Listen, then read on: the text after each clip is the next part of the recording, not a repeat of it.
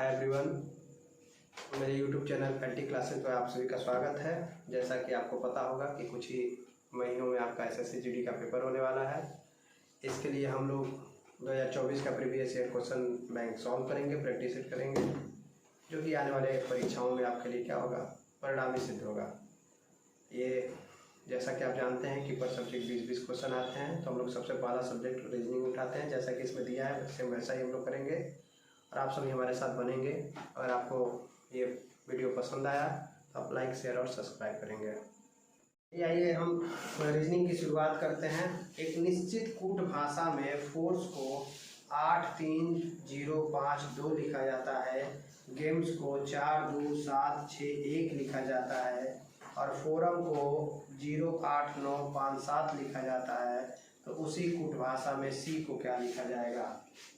जैसा कि हम देखते हैं FORCE को लिखा जा रहा है 8, 3, 0, 5, 2 और गेम्स को लिखा जा रहा है 4, 2, 7, 6, 1 और उसी कूट भाषा में फोरम को लिखा जा रहा है 0, 8, 9, 5, 7।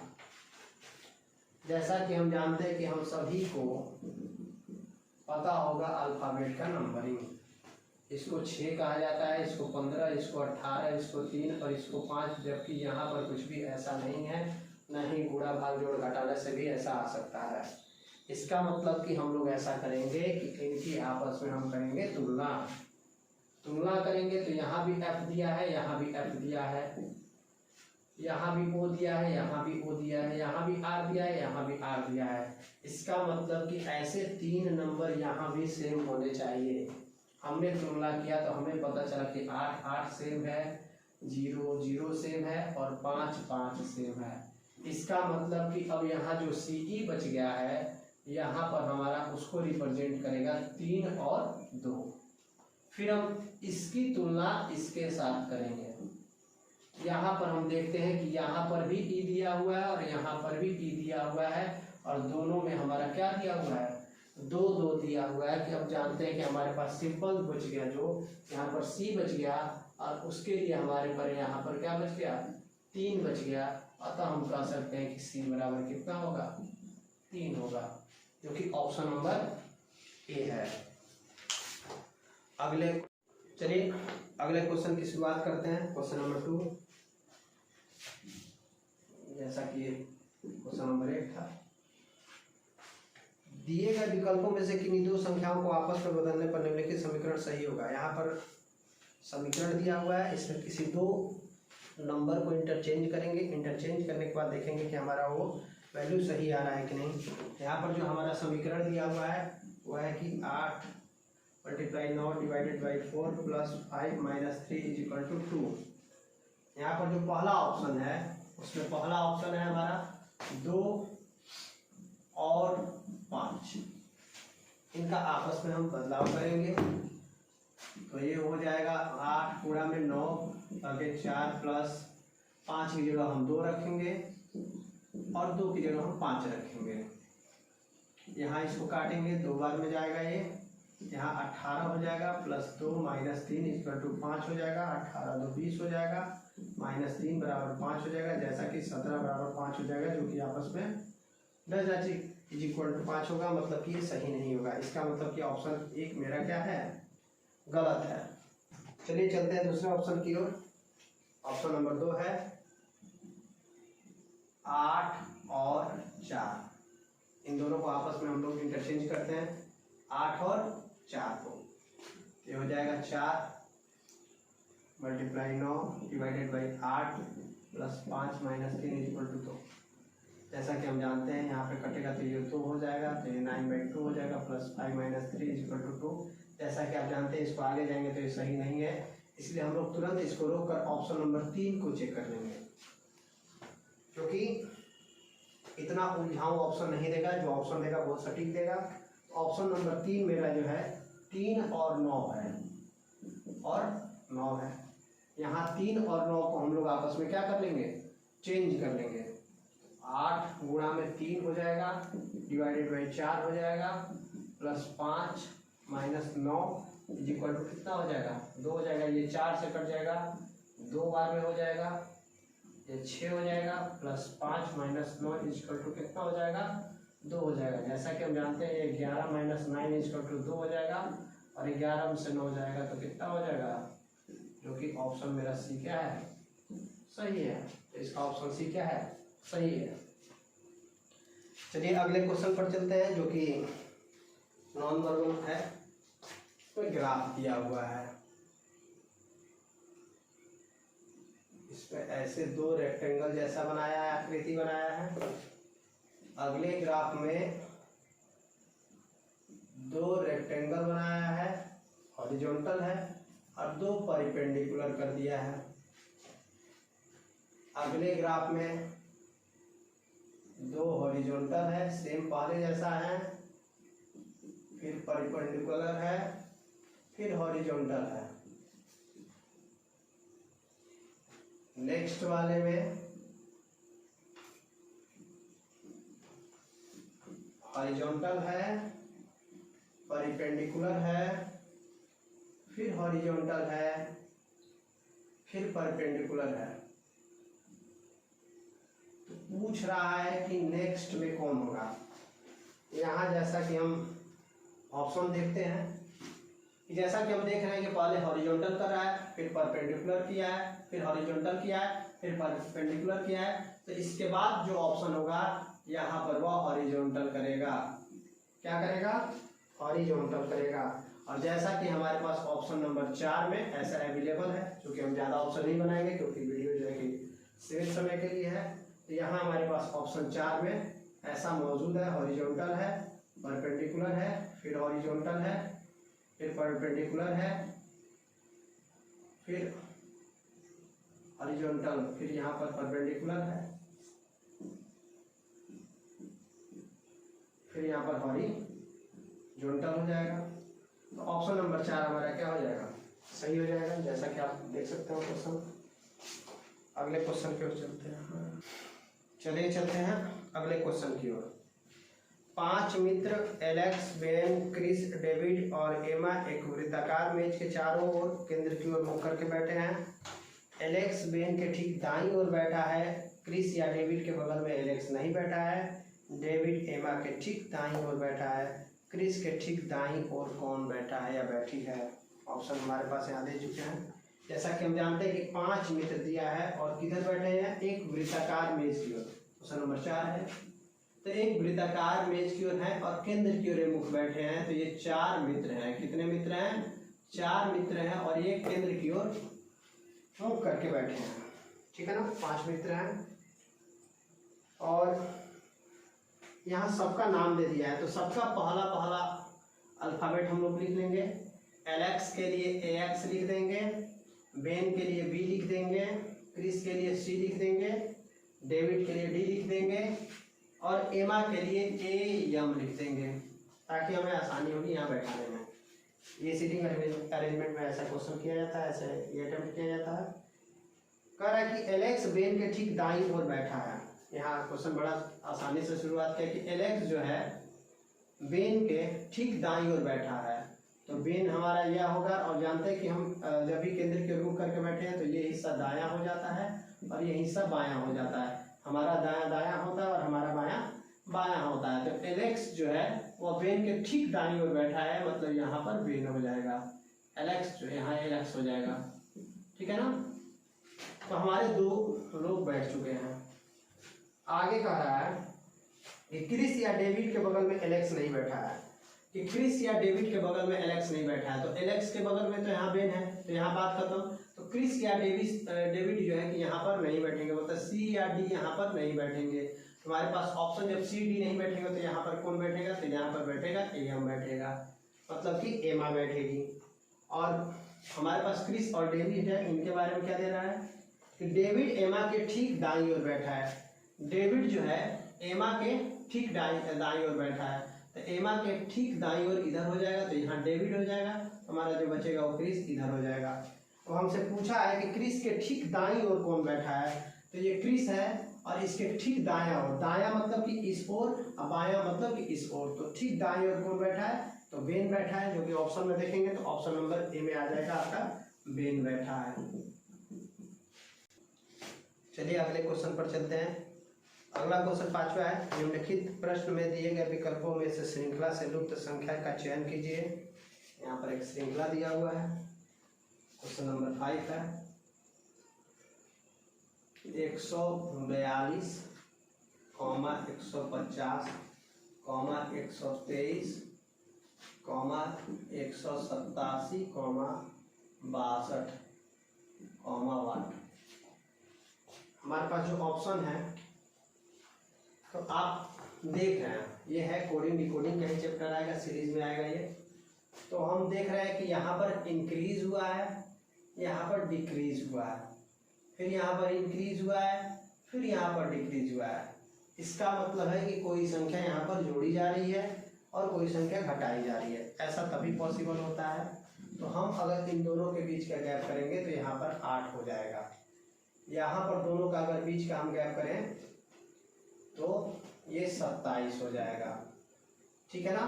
तो 8 होता है 2 का क्यूब होता है, इसका मतलब कि 2 का क्यूब जोड़ा गया है, और इसमें से कम हुआ है, इसका मतलब 27 होता है हमारा 3 का क्यूब होता है। इसका मतलब कि ये जो सीरीज चल रहा है, एक बढ़ाकर जोड़ा जा रहा है और एक बढ़ाकर घटाया जा रहा है।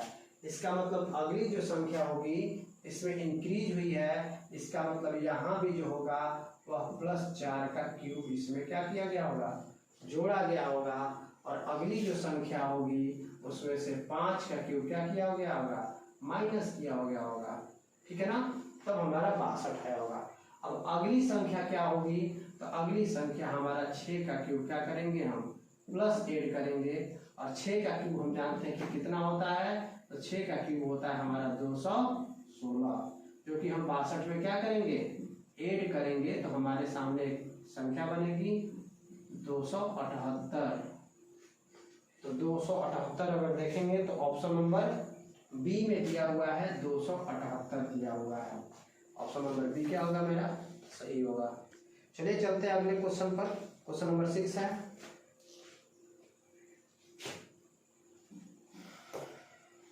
निम्नलिखित विकल्पों में से उस विकल्प का चयन कीजिए जो तीसरे शब्द से ठीक उसी प्रकार संबंधित है जिस प्रकार दूसरा शब्द पहले संबंध से है। ये क्लासिफिकेशन वर्गीकरण का सवाल है।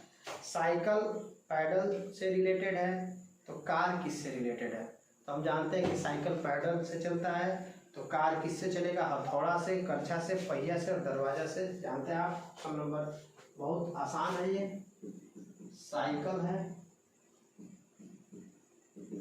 और ये संबंध है पैडल से। तो कार किससे संबंधित होगी, कार संबंधित होगी वाट, तो साइकिल चलता है पैडल से, तो कार चलेगी पहिया से। तो ये ऑप्शन नंबर हमारा सी सही हो जाएगा।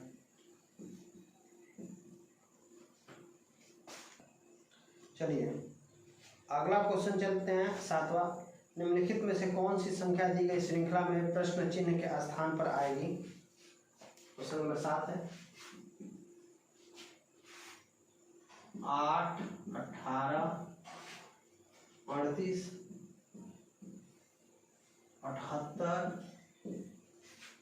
158। इसका मतलब कि इसमें क्रमिक रूप से क्या हो रहा है, वृद्धि हो रहा है। तो जैसा कि हम जानते हैं कि ऐसा इसमें 18 में कितना का अंतर है, तो हम देखेंगे कि 10 का अंतर है, ठीक है ना। हमें कैसे भी यहाँ 10 की वृद्धि करनी है। तो अगर 8 में 2 का गुणा करके 2 जोड़ दिया जाता है, तो 8 दूना 16 और 2 कितना हो जाएगा, 18 हो जाएगा।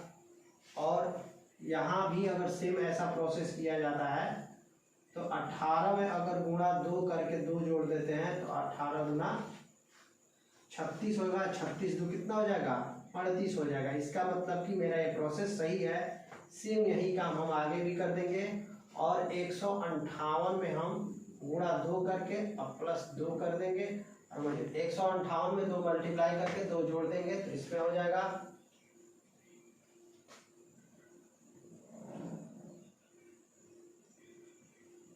ये 316 हो जाएगा और प्लस 2 मिलकर कितना हो जाएगा 318 हो जाएगा। ऑप्शन में देखते हैं तो ऑप्शन में हमारा ऑप्शन ए हमारे पास 318 मौजूद है, तो हमारा ऑप्शन सही हो जाएगा 318। अगला प्रश्न चलते हैं 8वां। निम्नलिखित विकल्पों में से उस घन का चयन कीजिए जो दी गई सीट को मोड़ने पर नहीं बन सकता है। देखिए ये प्रश्न अपने आप में बहुत ही इजी है और बिल्कुल भी इसको सॉल्व करना कठिन नहीं है।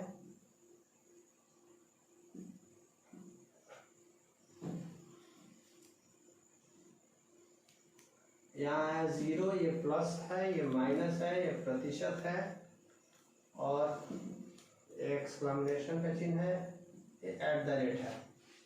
तो देखिए हम जैसा कि जानते हैं कि जो साइड में निकले होते हैं ये आपस में क्या होते हैं अपोजिट होते हैं, आपस में क्या होते हैं अपोजिट होते हैं। तो 0 बराबर हो जाएगा एट द रेट, ये प्लस जो है बराबर हो जाएगा 1 छोड़कर, प्लस किसको छोड़कर, यहाँ 1 मेरा गैपिंग ज़्यादा बन गया है तो इसको हम थोड़ा ऐसे कर लेते हैं।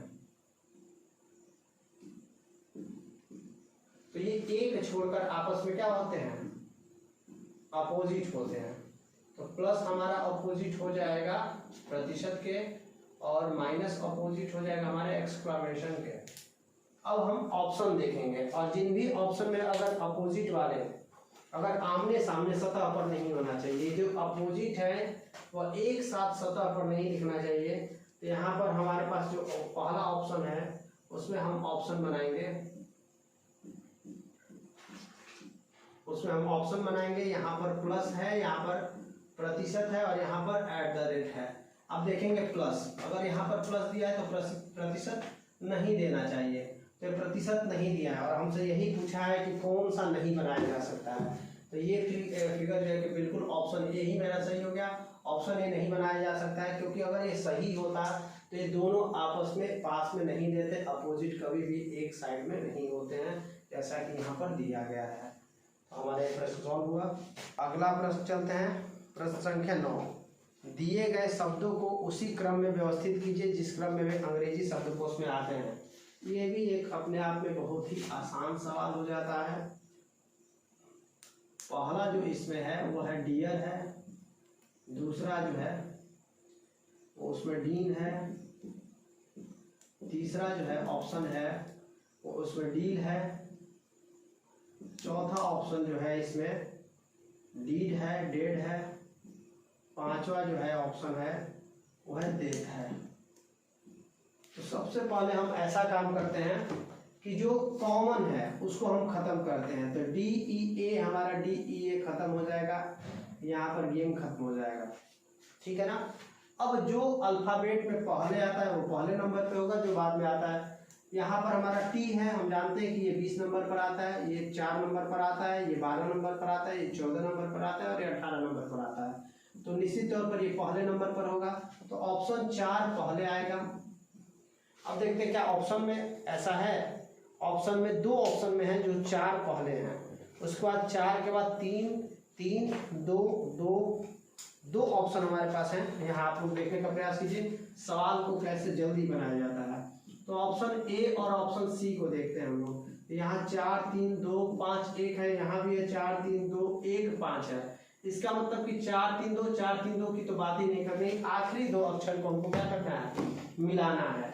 तो यहाँ पर देखेंगे कि हमारा 3 अक्षर तो कट ही गया है। अब हमारा जो चौथा अक्षर है वो 4 है। चौथा अक्षर क्या है, 4 है। सबसे पहले नंबर पर तो ये आएगा, हमारा ये आ जाएगा, ठीक है ना।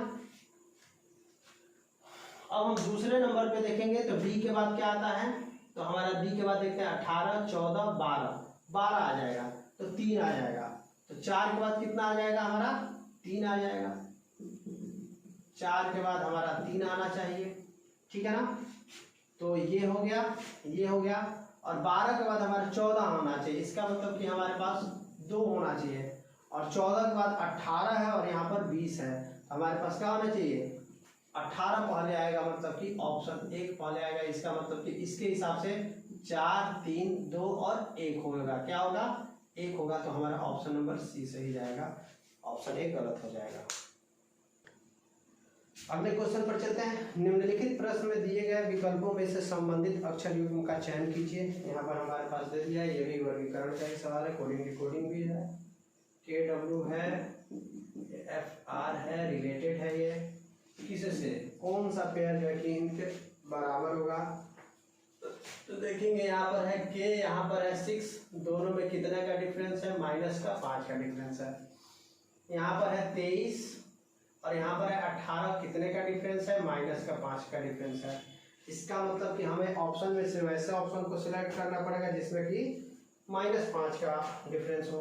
तो ऑप्शन ए देखते हैं कि यहाँ ए भी है, यहाँ रिलेटेड है ये BM के। तो यहाँ देखिए कि एक की बढ़ोतरी हो रही है, तो ऑप्शन ए गलत हो जाएगा। ऑप्शन बी में जाएंगे, तो ऑप्शन बी में क्या है, O और C है, रिलेटेड है, C और P में रिलेटेड है। तो ये 15 से 3 हो रहा है, यहाँ ऐसे ही 12 का -12 का डिफरेंस हो रहा है, तो ऐसे ही ऑप्शन सी गलत हो जाएगा, बी गलत हो जाएगा। ऑप्शन सी में जाएंगे तो यहाँ I और U हो जाएगा, रिलेटेड हो जाएगा, D और P से रिलेटेड होगा। तो ये 9 होता है और ये कितना होता है, 4 होता है। तो 9 में से अगर 5 को घटा दे तो 4 आता है, और ये कितना होता है, 21 होता है, और 21 में से अगर माइनस को 5 घटा दे तो 16 होता है। मतलब कि ऑप्शन सी हमारा क्या हो जाएगा, सही हो जाएगा। According to question option C हमारा सही होगा। चलिए अगला क्वेश्चन है हमारा, वो है 11 नंबर। दिए गए विकल्पों में से किन्हीं दो विकल्पों को आपस में बदलने पर निम्नलिखित समीकरण सही होगा। कौन सा समीकरण सही होगा, यहाँ भी जैसा हमने पहले किया था, ये हो जाएगा क्वेश्चन नंबर 11, ये हो जाएगा 28 + 12 - 21 भागे 7 गुणा में 4 इक्वल टू कितना होगा, 60। तो ऑप्शन एक जो है करे कि गुणा और माइनस को बदल दिया जाए, मतलब जहाँ गुणा है और जहाँ माइनस है इसको आपस में इंटरचेंज कर दिया जाए, ठीक है ना।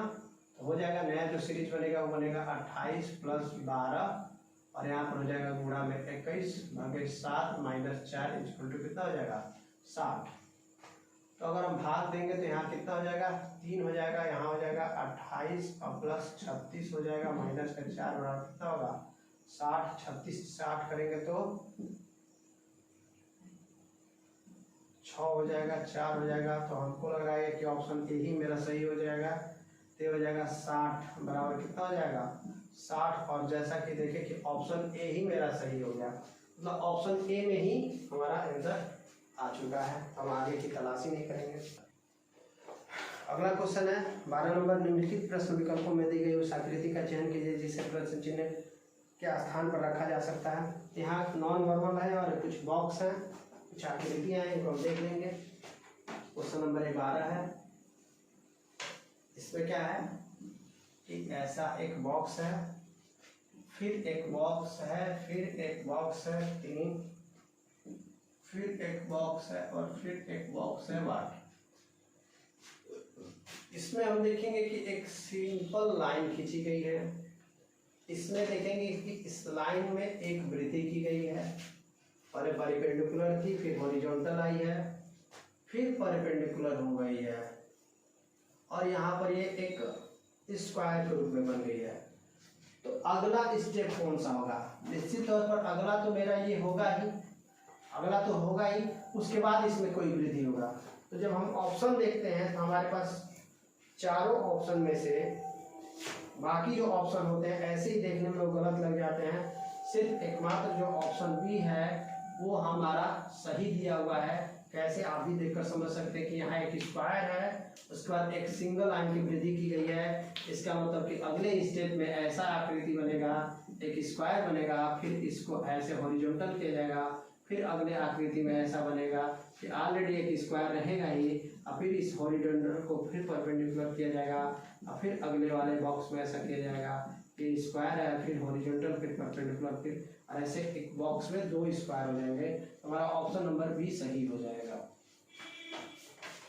चलिए अगला है क्वेश्चन नंबर 13 है, कहा कि निम्नलिखित अक्षर समूहों में से अक्षरों का कौन सा समूह क्रमबद्ध रूप से बाईं ओर से दाईं ओर लिखे जाने पर नीचे दी गई श्रृंखला को पूरा करेगा। ये प्रश्न बेहद आसान होता है। ये क्वेश्चन नंबर 13 है। JKL MNO, फिर हमारा है JKL MNO, आप देख रहे हैं कि सेम एक ही वर्ड को रिपीट किया जा रहा है, JKLMNO को रिपीट किया जा रहा है। फिर यहाँ पर हमारा J है, फिर गायब है। निश्चित तौर पर J के बाद क्या है हमारा K है, तो यहाँ पर क्या होगा K होगा। फिर हमारा LMNO है, फिर हमारा J, फिर K है, फिर गायब है, तो K के बाद हमारा क्या है L है, तो निश्चित तौर पर यहाँ L होगा, तो LMNO, ठीक है ना। MO, M दिया है और यहाँ पर गायब किया है, इसका मतलब कि यहाँ पर क्या होगा N होगा। और N के बाद फिर यहाँ पर O दिया है, फिर क्या दिया है JKLMN, और फिर यहाँ पर क्या हो जाएगा मेरा, तो O हो जाएगा। तो हमारा ऑप्शन हो जाएगा KLNO, हमारा ऑप्शन हो जाएगा, ऑप्शन बी हो जाएगा, और हो जाएगा KLNO, ऑप्शन नंबर बी हमारा सही हो जाएगा। चलिए अगला क्वेश्चन है सीटिंग अरेंजमेंट का 14 नंबर। 8 लड़के B1, B2, B3, B4, B5, B6, B7 और B8 एक पंक्ति में उत्तर की ओर मुख करके बैठे हैं। अगर प्रश्न में हमारा उत्तर आता है, अगर वृत्त में आता है तो जैसे जानते हैं कि वो सही ही होता है, अगर केंद्र की ओर मुख है तो वैसे ही आसान होता है। अगर उत्तर की ओर मुख होता है तो वो भी वही होता है, सेम होता है, हमारा बायां उनका बायां होगा और हमारा दायां उनका दायां होगा। तो उत्तर की ओर मुख करके बैठे हैं, परंतु जरूरी नहीं कि इसी क्रम में B6 B1 के दाईं ओर 5वें स्थान पर बैठा है, तो इसको ऐसा बना लेंगे, ठीक है ना।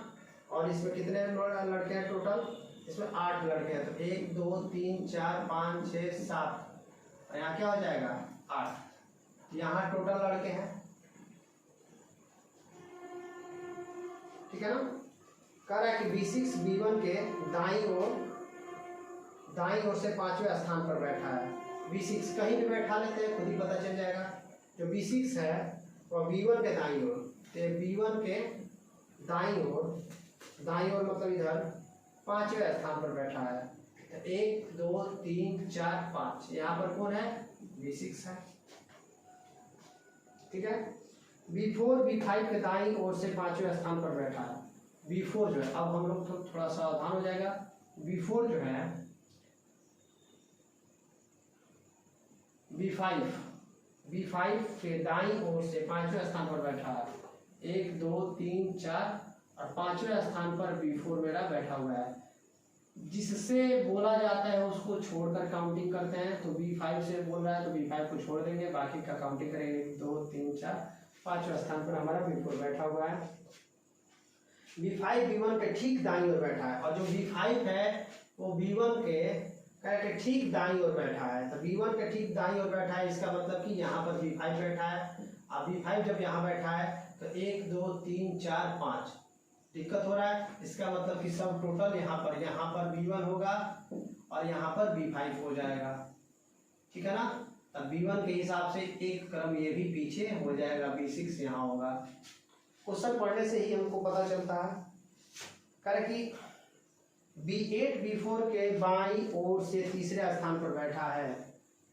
कह रहा है कि B8 B4 से बाईं ओर तीसरा स्थान पर, 1 2 3 तीसरे स्थान पर, ठीक है ना। अब B5 से कितने स्थान पर था, यहाँ पर B4 था हमारा, तो B4 से तीसरे स्थान पर था 1 2 3, यहाँ पर क्या बैठा है B8 बैठा है हमारा, ठीक है ना। कह रहा है कि B2 B7 के दाईं ओर से तीसरा स्थान पर बैठा है। B2 जो है B7 के, अब जो B2 है वह B7 के दाईं ओर से तीसरा स्थान पर बैठा है। B7 के दाईं ओर से तीसरे स्थान पर बैठा है। कौन बैठा है भैया, B2 बैठा है। तो हमारे पास स्थान ही कहाँ खाली है, हमारे पास स्थान है कि 1 2 3 4 5 6 7 और 8। तो यहाँ पर अगर हम यहाँ पर B7 को अगर हम बैठाते हैं तो यहाँ पर हमारा क्या बैठेगा B2 बैठेगा, क्योंकि यही एक स्थान खाली है। इसके बाद कोई ऐसा स्थान खाली नहीं है कि अगर यहाँ पर हम B7 को बैठाते हैं तो 1 2 3 पर ऑलरेडी B6 बैठा हुआ है, तो बच गया क्या मेरा। तो देखेंगे कि 1 2 और यहाँ पर सिर्फ B3 नहीं दिख रहा है, तो यहाँ पर बैठेगा हमारा B3। अब क्वेश्चन देखते हैं, तो क्वेश्चन में क्या बोल रहा है, तो कह रहा है कि B7 B1 के निकटतम पड़ोसी है। तो B7 B1 का निकटतम पड़ोसी है, तो हमारा सही है। और कह रहा है कि B1 के ठीक बाईं ओर कौन बैठा है, ये B1 है हमारा, और इसके ठीक बाईं ओर, बाईं मतलब ये, तो बाईं ओर हमारा क्या बैठा हुआ है, B7 बैठा हुआ है। ऑप्शन में देखते हैं तो हमारा ऑप्शन नंबर डी आ जाता है। ऑप्शन नंबर डी में हमारा B7 दिया हुआ है, क्योंकि हमारा ऑप्शन नंबर डी सही है। अगला प्रश्न है, एक निश्चित कूट भाषा में लैंप को IWJL लिखा जाता है। अगला क्वेश्चन है 15 है, लैंप को IWJL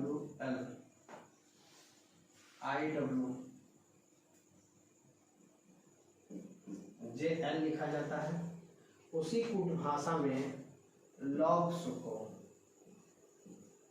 क्या लिखा जाएगा, पहले इनमें हम संबंध था। तो जैसा कि हम देखते हैं कि इसका नंबरिंग 12 होता है और इसका 9 होता है, इसका 1 होता है और इसका 23 होता है, इसका 13 होता है और इसका 10 होता है, इसका 16 होता है और इसका कितना होता है, 12 होता है। दोनों के बीच अगर रिलेशन हम निकालना चाहें तो इन दोनों का डिफरेंस कितना है, -3 है। इन दोनों का डिफरेंस कितना है, -4 है। फिर इन दोनों का डिफरेंस कितना है, -3 है। और फिर इन दोनों का डिफरेंस कितना है, -4 है। मतलब हमें -3 -4 और -4 करना है। इसका 12 होता है, 12 में से 3 जाएगा तो कितना होगा, 9, 9 का क्या होता है, I। ये 15 होता है, वो 15 होता है, 15 में से 4 जाएगा तो बचेगा 11, 11 का क्या होता है, K। G का 7 होता है और 7 में से 3 जाएगा तो कितना बचेगा, 4, 4 का कितना होगा, D। और S का कितना होता है, 19, 19 में से 4 जाएगा तो कितना बचेगा, 15, 15 का क्या होता है। और देखेंगे ऑप्शन किस में है, तो ऑप्शन सी में ये दिया हुआ है, क्या दिया हुआ, I के DO दिया हुआ है। चलिए अगला क्वेश्चन है 16 नंबर, नीचे एक ही पासे की 4 अलग अलग स्थितियां दी गई हैं, संख्या 23 वाले फलक के विपरीत फलक पर कौन सी संख्या आएगी। क्वेश्चन नंबर 16 है और यहाँ हमसे पूछ रहा है कि 23 के अपोजिट क्या होगा, वाट क्या होगा अपोजिट। तो यहाँ पर हम फलक बना लेंगे। पहले फलक बनाने का हम तरीका ऐसे बनाते हैं, वाई के जैसा बनाते हैं, आसानी से हमारा बन जाता है। और यहाँ 4 फलक है तो 4 ऐसे वाई बनाएंगे आप।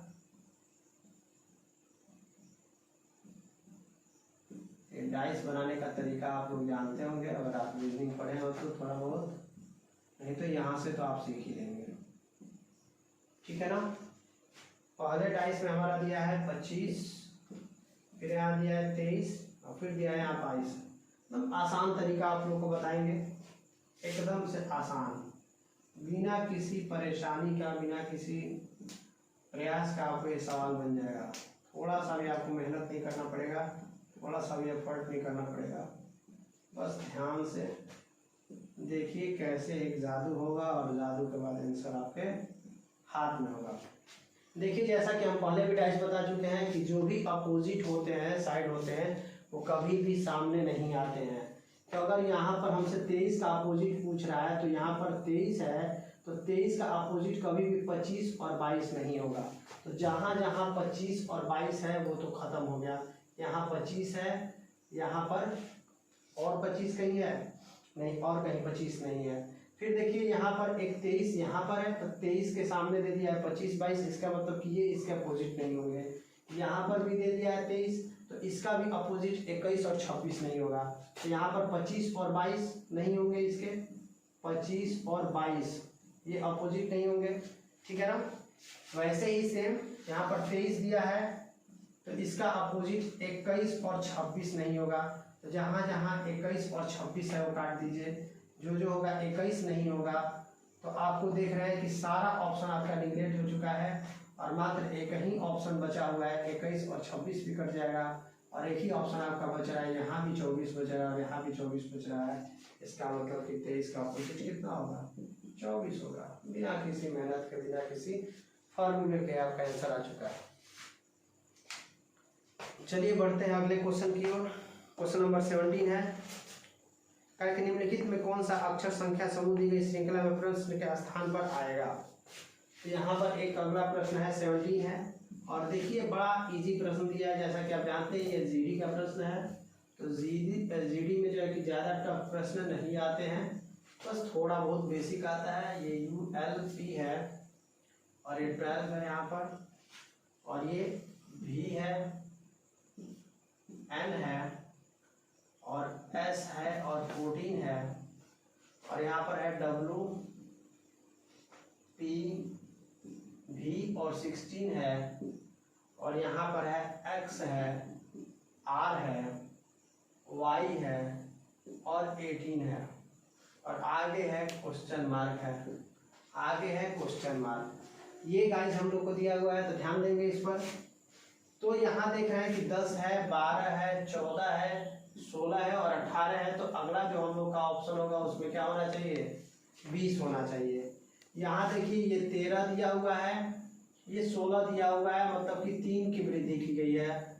ये 16 के बाद ये 19 दे दिया गया है, मतलब फिर 3 की वृद्धि हो गई है, और 19 के बाद यहाँ पर कितना दे दिया है, 22 दे दिया हुआ है, मतलब फिर 3 की वृद्धि है। इसका मतलब कि इसमें भी y के बाद 3 की वृद्धि होगी, और यहाँ पर हमारा ऑप्शन क्या हो जाएगा, बी हो जाएगा।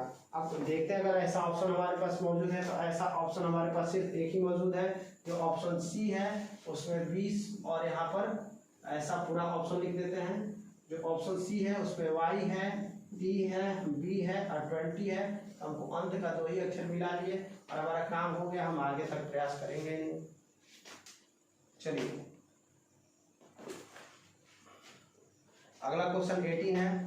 दी गई कि विकल्प आकृतियों में से उस आकृति का चयन कीजिए जिसमें प्रश्न में दी गई आकृतियां छिपी हुई निहित है, गुणन की अनुमति नहीं है। ठीक है, अगला क्वेश्चन है 18 है, क्वेश्चन नंबर 18 है। इसमें एक आकृति दी हुई है, एक आकृति दी हुई है, और ये पूछ रहा है कि हमें कौन सी आकृति में ये दी हुई है। यहाँ पर अगर हम ऑप्शन देखें, सभी में ऐसा डबल बॉक्स बनाया गया है, मीन्स स्क्वायर बनाया गया है। यहाँ ऐसा है और यहाँ ऐसा है, जो कि इसमें कहीं से भी मेरी आकृति नहीं दिख रही है, कहीं से भी नहीं दिख रही है। ये ऑप्शन ए है। ऑप्शन बी की बात करेंगे तो ऑप्शन बी में भी ऐसा ही है, सेम। एक बड़ा स्क्वायर है, इसके अंदर एक छोटा स्क्वायर है, और इसमें फिर एक स्क्वायर है, जैसा आप देख पा रहे होंगे। इसमें ऐसी आकृति है और इसमें ऐसी आकृति है।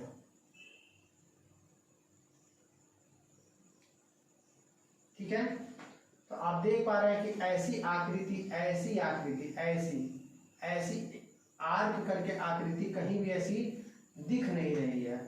अगर ये ऐसी आकृति है भी तो ये थोड़ी सी है, पूरी नहीं है, इसमें पूरी सी है। ठीक है ना। अगर ऑप्शन सी देखेंगे हम, तो इसमें एक बड़ी आकृति दी हुई है, और इसमें भी एक उससे बड़ा बॉक्स दिया हुआ है, फिर एक बॉक्स दिया हुआ है, और इसमें एक आकृति दी हुई है ऐसी करके। ठीक है, और ऐसी दी हुई है, और ऐसी दी हुई है, और ऐसी दी हुई है, और ऐसी दी हुई है, और ये यहाँ से अटैच है, ये यहाँ से अटैच है।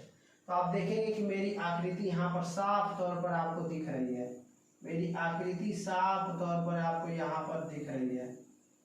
अगर आप ध्यान से देखेंगे तो ये आकृति यहाँ पर साफ तौर पर आपको झलक रही है, तो हमारा ऑप्शन सी हो जाएगा। हमारा ऑप्शन सी क्या हो जाएगा, सही हो जाएगा। चलिए अगला क्वेश्चन है 19 नंबर। आई गुणे जे,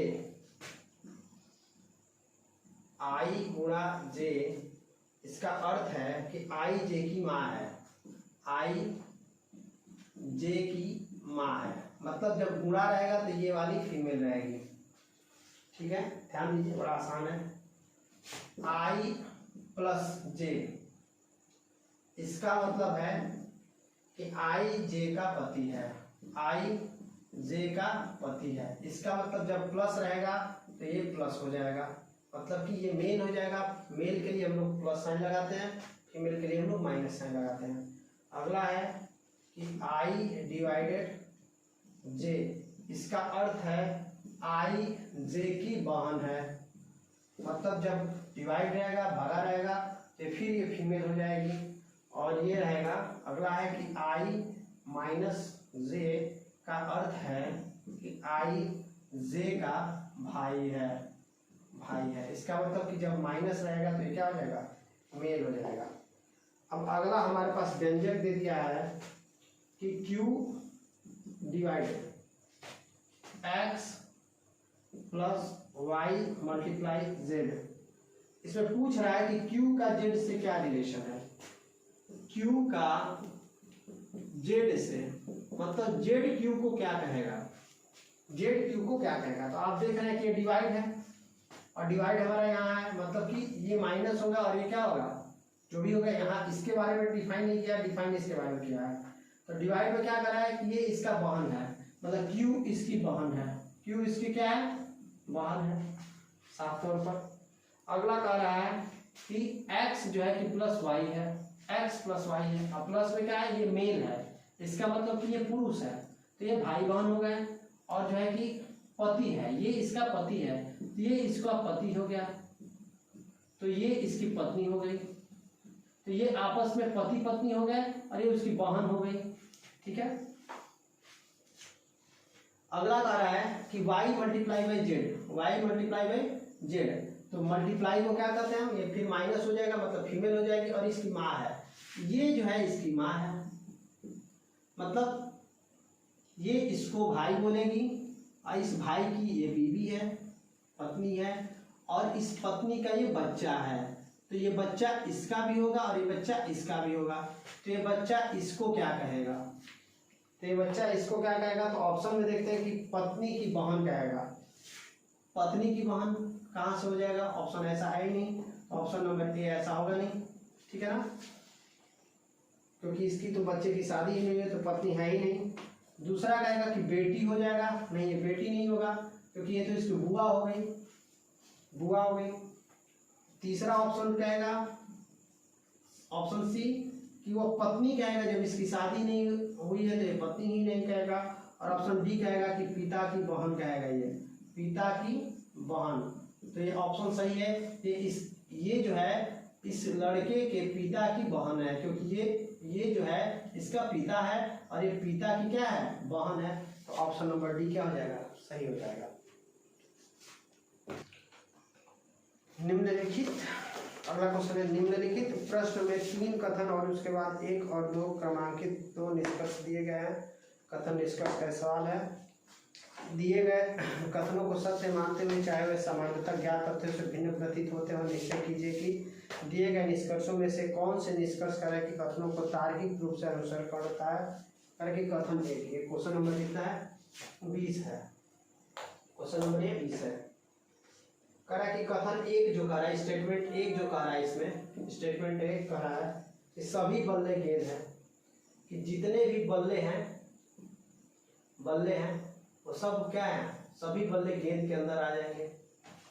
कथन 2 कह रहा है, स्टेटमेंट 2 जो कह रहा है, क्या कह रहा है कि सभी गेंद बैडमिंटन है, जो सभी गेंद है ये बैडमिंटन के अंदर आ जाएंगे, बीडी हो जाएंगे, ठीक है ना। ये बियर हो जाएगा, बल्ला हो जाएगा, बैडमिंटन में बीडी हो जाएगा।